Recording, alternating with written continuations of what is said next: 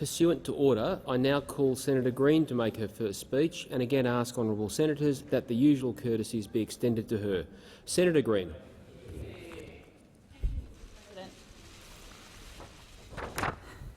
The town of Yarrabah is a short drive from my home in Cairns.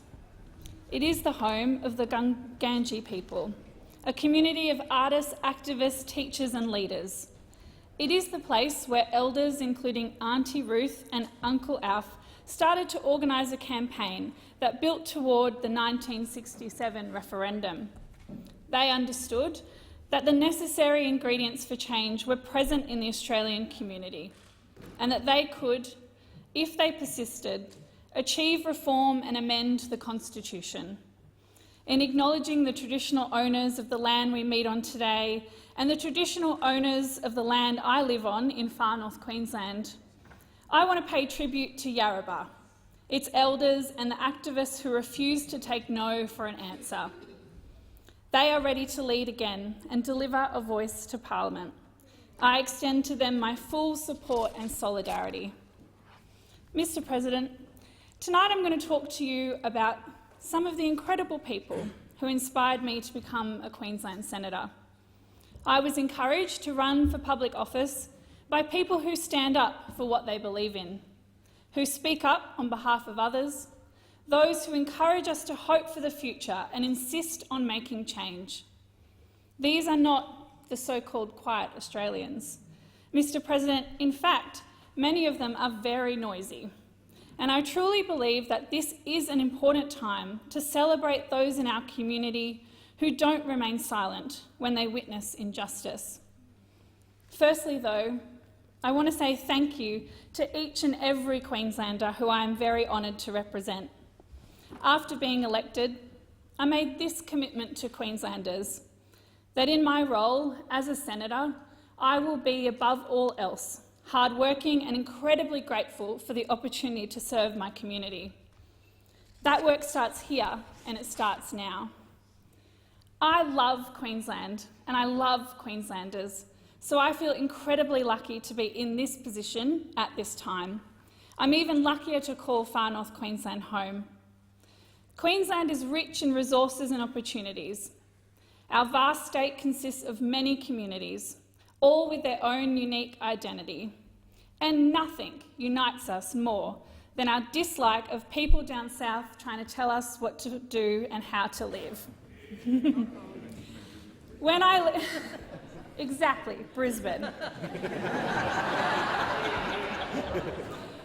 When I leave this place, I want to be able to say that Queensland has more apprentices and jobs for opportunities for young people, has better schools, hospitals and aged care facilities, has better roads, ports and major infrastructure, has a booming tourism industry and is equipped to make the most out of the industries of the future.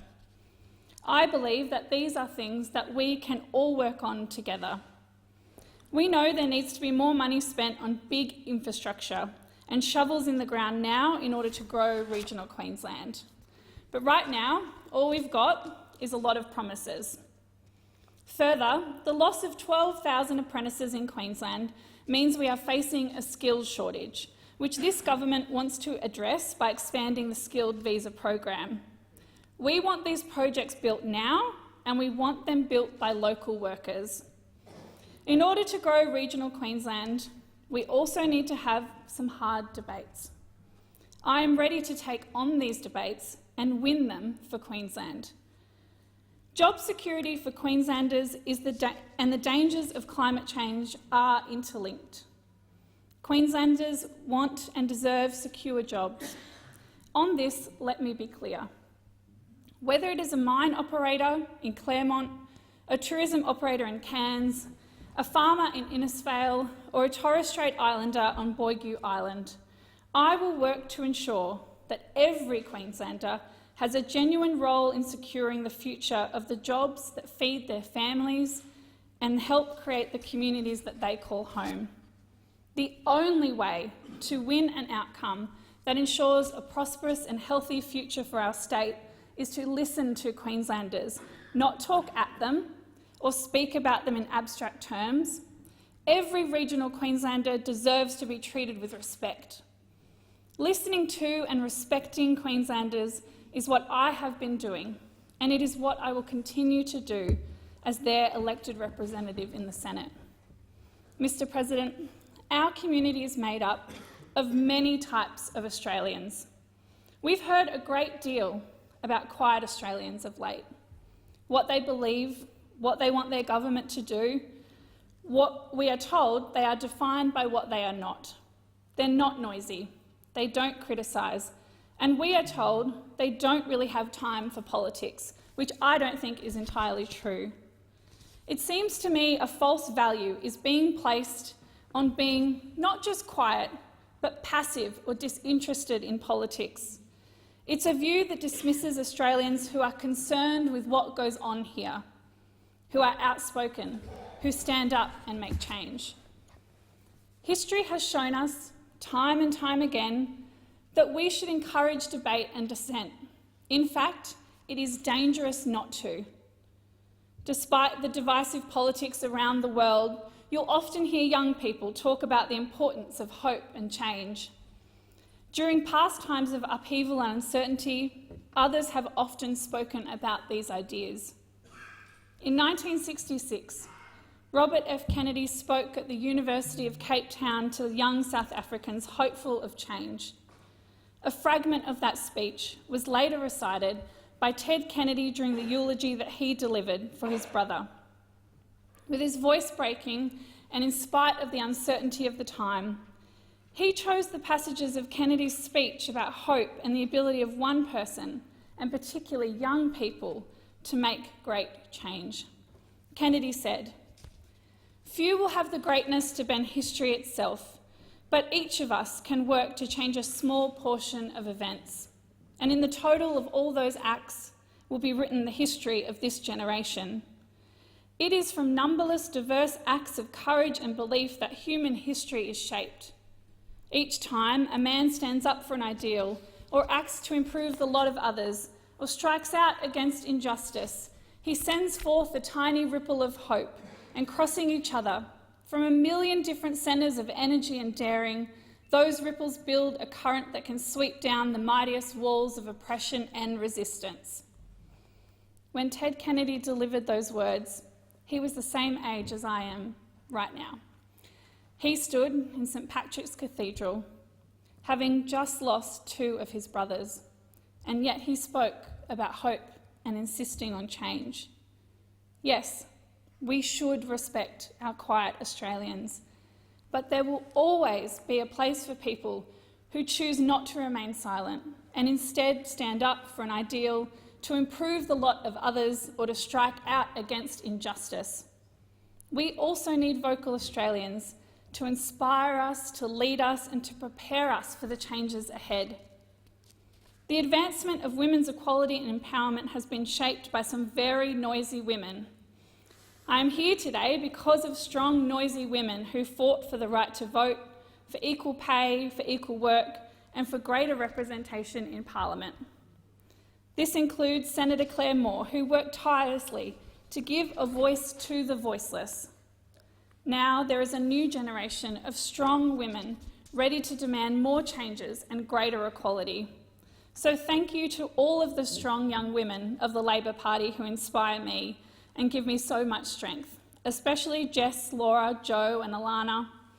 I also want to make special mention of two noisy women, Ellie Whittaker and Emily Brogan, who have supported me on every step of this journey. My mum is also a strong woman, and without her, I wouldn't be here today.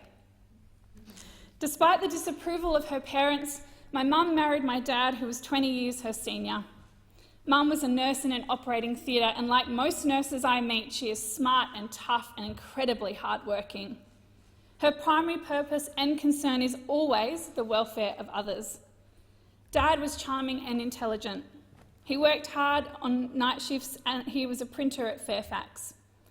I knew that he had an important job because he got the news out. He was a big man, and as a kid you could bury your head into his shoulder and feel protected. I loved him very much. But he was also an alcoholic and he suffered from depression. He was cruel when he was sober, and he was abusive when he was drunk. He was supposed to protect us, but no one protected us from him. When I was 3 or 4 years old, my mum left in the middle of the night, me walking alongside my brother in a stroller and our bags on our backs. When I asked her why we were walking the long way around the block, she said, "So Daddy doesn't see us." Leaving, finally for good, almost 10 years later, was the best decision my mum ever made. We were homeless for the first few nights after we left because the rental that Mum paid for wasn't livable. Tragically, domestic violence remains one of the biggest drivers of homelessness for Australian women. We finally settled in a small community of townhouses occupied by families on minimum wage jobs, single parents and new migrants.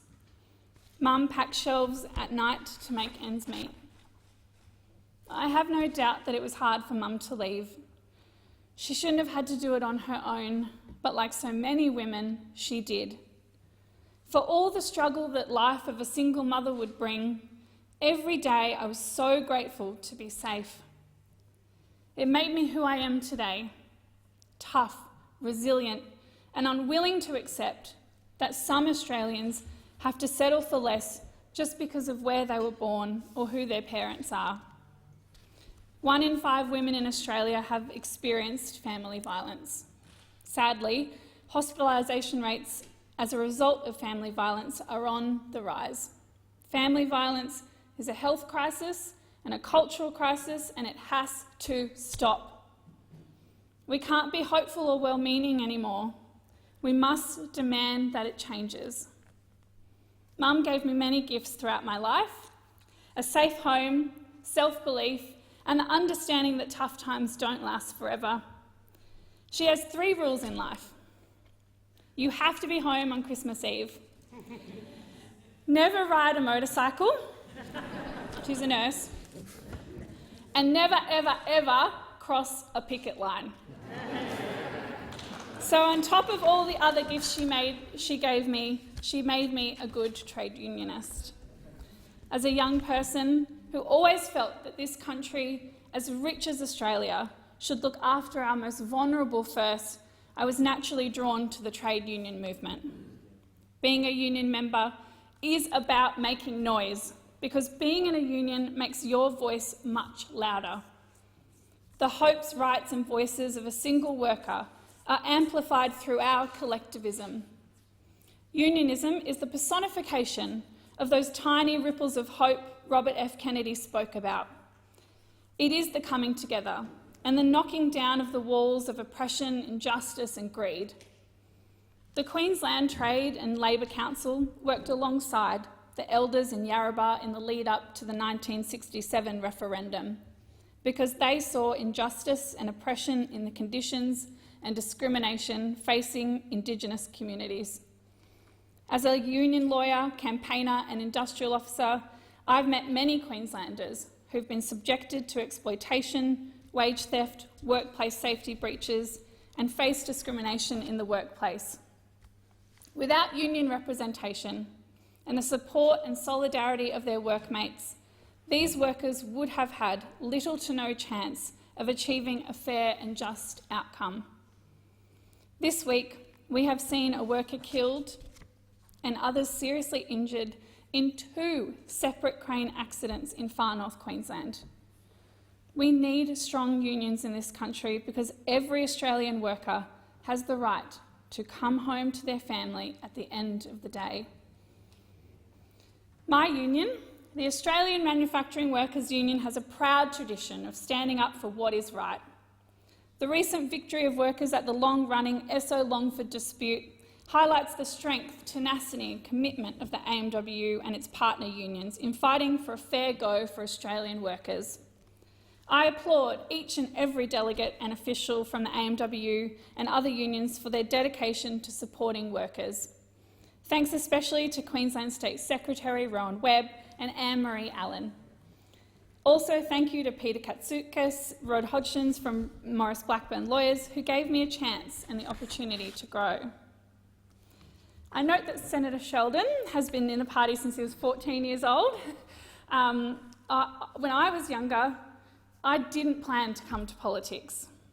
But in 2011, at the National Conference, the Australian Labor Party inspired me to be part of change. I wasn't a member or a volunteer at the time, but I got to witness the robust debate on the Barr-Wong Amendment, which led to marriage equality becoming part of the party platform. In speaking to her amendment, Senator Wong said something that resonates with me to this day.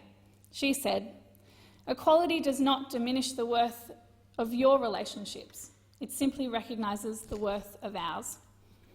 Meanwhile, the member for Sydney, Tanya Plibersek, reassured teenagers around the country that they were just fine. And now Leader of the Opposition, Anthony Albanese, spoke of Labor's preparedness to examine itself and move forward. Albo articulated how Labor would take up the fight for the elimination of all discrimination, be it based on race, gender or class. When the vote was finalised, the then ALP National President, Senator McAllister, simply said the words, "I declare the amendment carried." And from that moment onwards, I saw a place for me in the Labor Party, because I also believed in fairness and equality. And Labor, not only a party of government but in government, held the same view. 7 years later, as a member of the Labor Party, I took all the hurt and fear that I felt about the same-sex marriage plebiscite and threw myself into campaigning for marriage equality. In my role organising volunteers in Brisbane and throughout Queensland, I had the chance to meet so many wonderful people. They were gay, straight, old and young, and all they wanted to do was fight for change. They were the tiny little ripples that created a giant wave of support. One of those volunteers stands out the most. A few days after voting closed, I organised an event to thank our volunteers. Amongst the rainbow flags and streamers, I spotted a man wearing a Transport Workers Union t-shirt. I have to admit, he looked a little out of place, but he came up to me and he said, "This campaign saved my life." I knew from the way that he said it that he meant what he said. I hugged him, feeling proud of the work we'd done and relief that we had saved his life. But there was also white-hot anger. Anger about the lives we couldn't save. Anger about the number of LGBTI people who commit suicide. Anger about all the people who are forced to live their lives, like I did for a long time, unable to fully and authentically be themselves.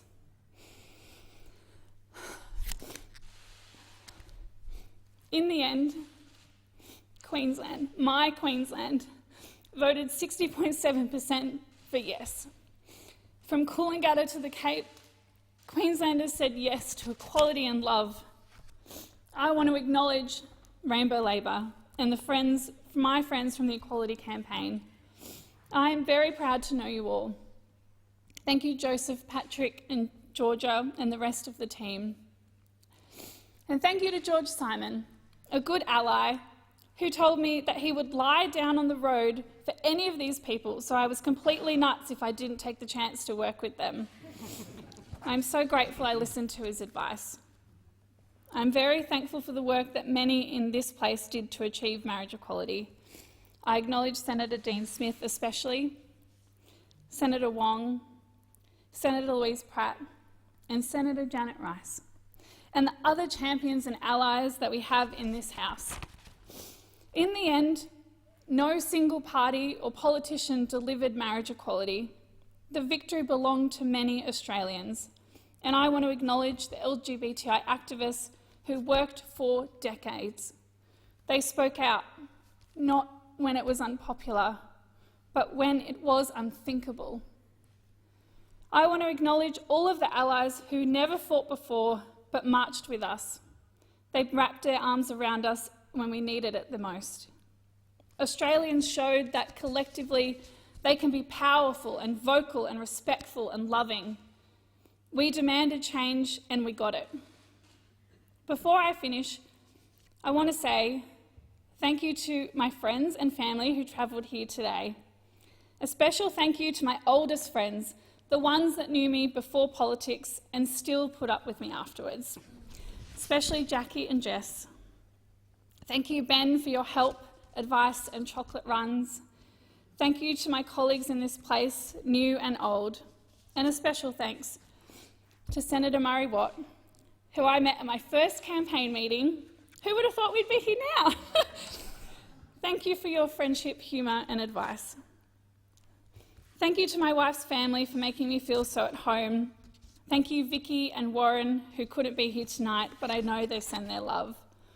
Thank you to my mum and my brother Rowan for everything you have done for me. During the recent election campaign, Mum would text me out of the blue and say something along the lines of, "Are you on the bus today? How is Penny?" At the same time, I discovered I had a strange new Twitter follower. I put two and two together and I discovered that my mum had created a Twitter account just to follow what I was doing on the campaign, which made me realise, of course, that I was being a very bad daughter. So, Mum, I promise to tweet a little less and to call a little more and to make you proud every day. Finally, to my wife, Lacey. Lacey is funny and sweet and wise. She is the coolest person I know. She's a teacher, a designer, and a very good cook. Life with Lacey is always an adventure. She's either taking you on one or she's happy to come along on yours. Our lives have changed in so many ways since we met.